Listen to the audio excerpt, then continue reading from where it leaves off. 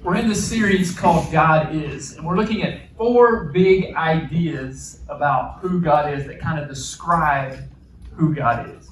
So if you're here this morning and you're trying to figure out, is God real, and what's the deal with Jesus, and did he rise from the dead, and all of that, hopefully today will give you a glimpse into who God is. It will give you an idea, a bit more of an understanding about who God is. But I just want to say we're so glad that you're here today. Amen. And the thing that we're going to talk about today in terms of who God is, the thing we're going to talk about today is actually something we don't talk about very much. It's something that often kind of we know intuitively. We kind of understand that this is true, but we don't often talk about it. And when we don't talk about it, sometimes we can forget this if we're not conscious of it. Sometimes we can lose sight of this idea about God, and when that happens, then there are consequences. When we forget this idea about God, this thing that is true about Him, when we forget this, it can have consequences, and we can end up in a place that we don't want to be in. It can cause us to end up in some circumstances and a place that we'd rather not be. And so today, I just want to, today's probably not going to be anything new for you, to be honest with you. But maybe it's just going to be a reminder for you, so that hopefully you do not end up in a place and in circumstances that you don't want to be in. And so today's big idea is that God is strong. God is strong. That's something that the ancient Israelites had a front row seat to this concept, this idea of God. The ancient Israelites were in Egypt, and they were enslaved in Egypt for 400 years. And as they were enslaved in Egypt, they cried out to God, and they had heard stories about this God, this God of Abraham, of Isaac, and Jacob. And they began to wonder, are they just stories? Is it just something our parents and grandparents tell us? Or is He real? And as they cried out to this God of Abraham, Isaac, and Jacob, He heard them. And this was God's plan all along, but God decided to tap a man named Moses on the shoulder and says, I want you to go back to Egypt where you grew up. I want you to go back there, and I want you to be the one to lead my people, the Israelites, out of Egypt. So Moses obeys God, and Moses goes back to Egypt, and he says to Pharaoh, hey, Pharaoh, let my people go. And Pharaoh says no. And over and over and over again, you may be familiar with the story, or you may have seen the movie Prince of Egypt. And over and over and over, Pharaoh says no. And eventually, he says, okay, you can go. It was kind of the last straw. I won't go into all the details there. But he says, okay. And so the Israelites packed up everything, and they're off out of Egypt, going to the land that God had promised them, going to the land that God had promised Abraham years ago. And so they're off, and they're going, and they're heading toward the promised land that God had promised them. He was going to set up for them, and it was going to be an amazing land to live in, and He was going to bless them in this land. And off they go, and then Pharaoh realizes he's made a mistake. And he says, oh no, who's going to do all the manual labor around here? Who's going to build all the things for us? Who's going to make all the bricks? Who's going to do all the work? We better go get him. And he gets his army together, which was the most powerful army in that day and time. It was the strongest, the best, the most equipped, the wealthiest, the biggest, and most powerful army in the world at the time. And off they go after the Israelites. Now, the Israelites weren't an army. The Israelites were just a people. And they were actually just slaves up to that point. and they made bricks and did manual labor for the Egyptians. So they didn't have an army. They were just going. And as they get there, they come upon the Red Sea. And as they come upon the Red Sea, they're trying to figure out what they're going to do and how they're going to get through this. And they turn around and they see the Egyptians coming. And now they're between a rock and a hard place, if you will. And so what are they going to do? Here come the Egyptians, the most powerful, strongest army in the world, and the sea, and they can't go. And now what are they going to do? And God, in His power, God, in His strength, intervenes. God decides He's going to open up the sea so the Israelites can go through. And then when that happens, then the most powerful, strongest army in the world gets drowned in the sea. And God demonstrates for the Israelites, demonstrates for the Egyptians, demonstrates for the entire world that He is strong. That the strongest army in the world is no match for Him. That He's all powerful. That He is strong. And that's what He demonstrates for them in that day. And so off they go. And they get to the edge of the promised land. And they're about to go in to take the land that God had promised for them. But awaiting for them in the land is people who already live there. There's different tribes and different people groups there who are living in the land at the moment. And so there's a problem. And so what Moses does is Moses says, okay, we're going to take 12 of you, one from each tribe. There were 12 tribes of Israel. They're going to take one from each tribe, and they're going to send 12 guys into the land to explore, to see what it's like, to figure out all of that, to understand what they're getting into. And so the 12 spies go into the land. They spy it out, they explore, their undercover mission, Mission Impossible kind of thing going on there. And they come back. And so there were 12 of them. They come back, and 2 of them, Joshua and Caleb, says, this is amazing. The other 10 say, this is amazing. All 12 of them see the same thing. And all 12 of them say, this land is awesome. That there's so much produce there. It's going to be amazing to live in. It's really a good place to live. But Joshua and Caleb say, yes, we can do this. The other 10, they have a different idea. Joshua and Caleb say we can do this because they remember what just happened. That they remember that God defeated the most powerful army in the world in that time on their behalf. That these other people, no match for God who is strong. But the other 10, they had a different idea. And this is what they said. They said, but the people who live there are powerful. And the cities are fortified and very large. We even saw descendants of Anak there. And so they go in and they see the people, they see the fortified cities, and this is their response. It says, we can't attack those people. They are stronger than we are. We can't do it because they are stronger than we are. And that was absolutely true.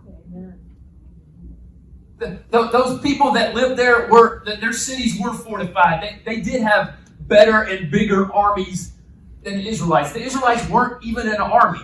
They had no fighting men, really. And no trained fighting men. But that wasn't the issue. Or at least it shouldn't have been the issue. Because Caleb and Joshua saw the same thing. And Caleb and Joshua said, yeah, it's true. Those cities, those people, they are bigger, they are stronger, they are more powerful than we are. But let's not forget the God who led us out of Egypt, who led us against that powerful army. Our God is stronger than they are. So Joshua and Caleb remember, but the other 10 did not. They said, we can't do this. And the other people of Israel went along with what they said. And all of them wanted to go back to Egypt. They wanted to go back to Egypt. And so there are consequences for not remembering that God is strong. Those people, they allowed their fear to overwhelm them. They allowed the fear of the unknown. They allowed the fear of all of these other people. They allowed all of this stuff to play in. We're not good enough. We're not big enough. We're not powerful enough. We can't do this. And they allowed their fear to lead them to passivity. So they all wanted to go back to Egypt. So the consequence to all of that, the consequence to not remembering who God is and that He is strong, the consequence to that was that they wandered around the desert for 40 years. Meaningless. Wandering. Doing nothing.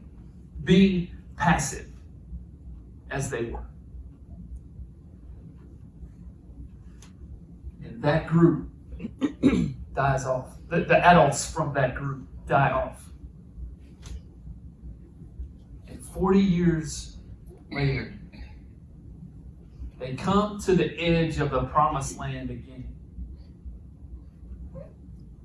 And Moses has died, and Joshua has taken over.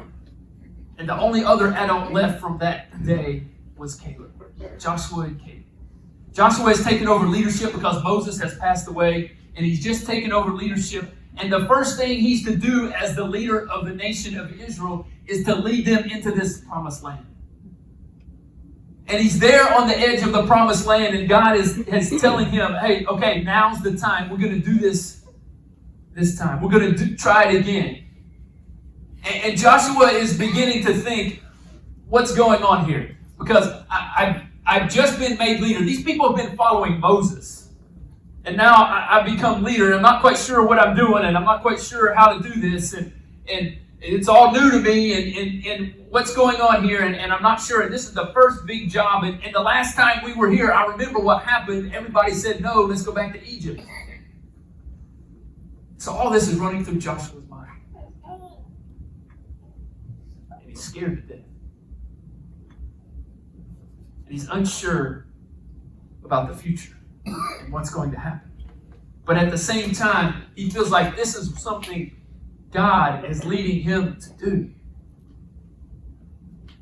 And in that moment of God telling him, hey, this is what I want you to do, and Joshua being scared and all of these things running through his mind, he's there on the edge.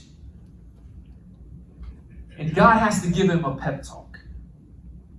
And in that pep talk, God says this: be strong and courageous, because you will lead these people to inherit the land I swore to their ancestors to give them. God's telling Joshua, this is what I have for you. I want you to step into your future. Step into the life I have for you, and not just for you, but for the entire nation of Israel.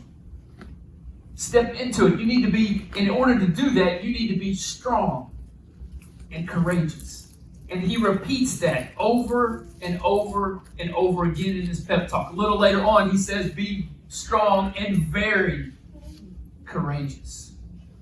In other words, I understand what I'm asking you to do. I understand that as you look at the people there who are already living in the land, that they've got some powerful armies. I understand that they're bigger than you are and have more people than you do.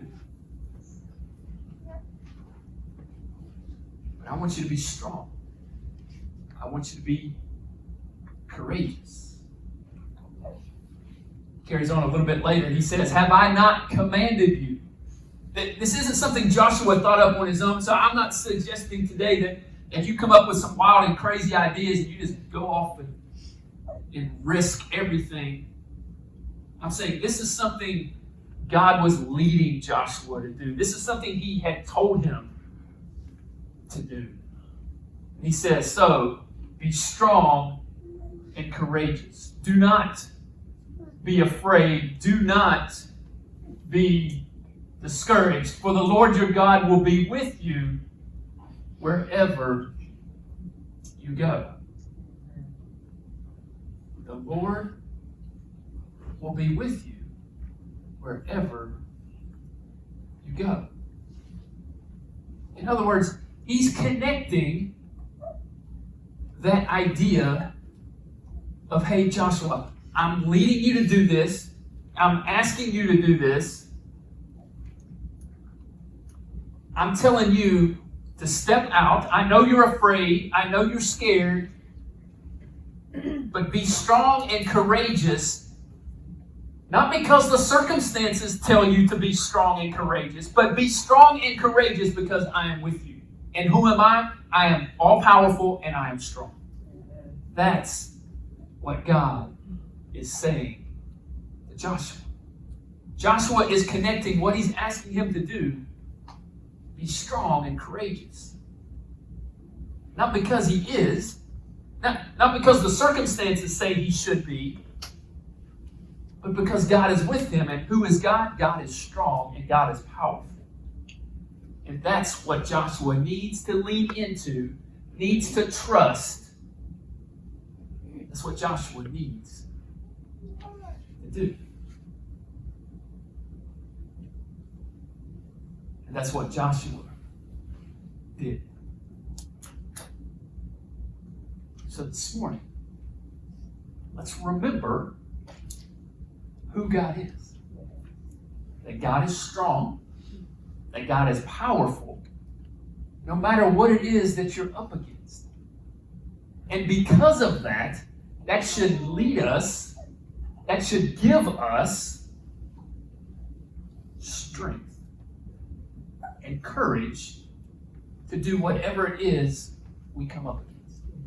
It should give us strength and courage to do whatever it is God is asking us to do. Andy Stanley says, a single act of courage is often the catalyst for extraordinary.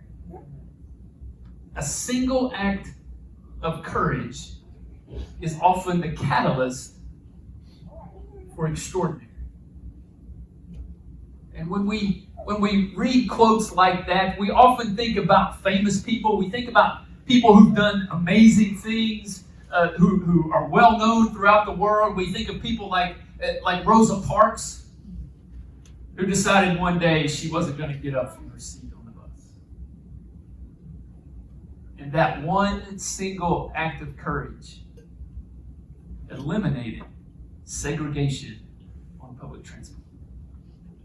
We think of people like that, and I'm sure you can think of many, many others. But I think this is true for every day. I think this is true for people like you and people like me. What is it that you know you should do? Is there something in your mind, in your heart, that you know you should do? Perhaps God has been speaking to you, or perhaps the circumstances in your life have just worked themselves out in such a way where you know there's something you should do, but you're scared. You're not sure of the unknown. You're not sure what awaits you in the future if this happens. And perhaps today you need to remember that God is strong.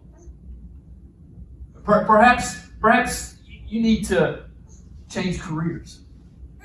And it's a little bit scary because you've never done that before. Perhaps some of you need to start a business. And you just need to step out and do that. And you know you've been needing to do that for a while, but you've just been kind of hesitant. And maybe that's what you need to do. Somebody else, you might need to decide to be a stay-at-home mom for this season of life.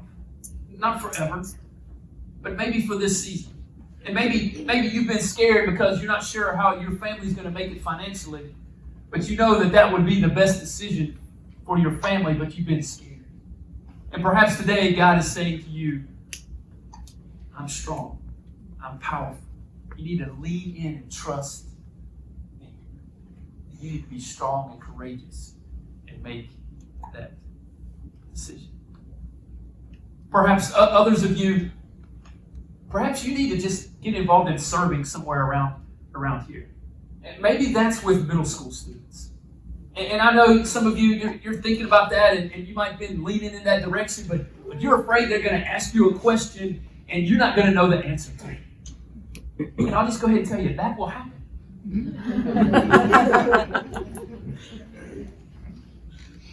But that's okay. Because nobody has all the answers. And it's okay to tell them, I don't know. I'll go find out. And then you go ask Scotty.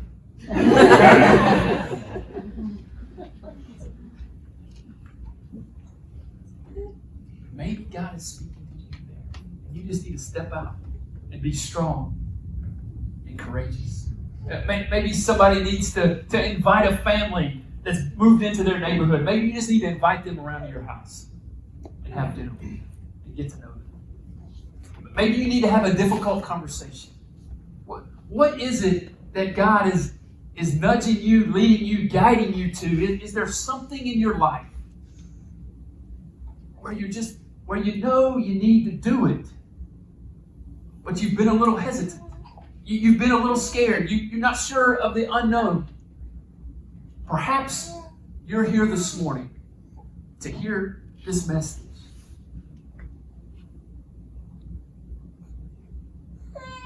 Remember who God is. That God is powerful. That God is strong. And because of that, we can step out and we ourselves can be strong and courageous. Let's pray. Father, thank you so much that you are all powerful, that you are strong, that you are mighty. God, thank you that we can lean on you and trust you to be that in our lives. And so, God, help us to remember that now and then when we get in those circumstances where we need that.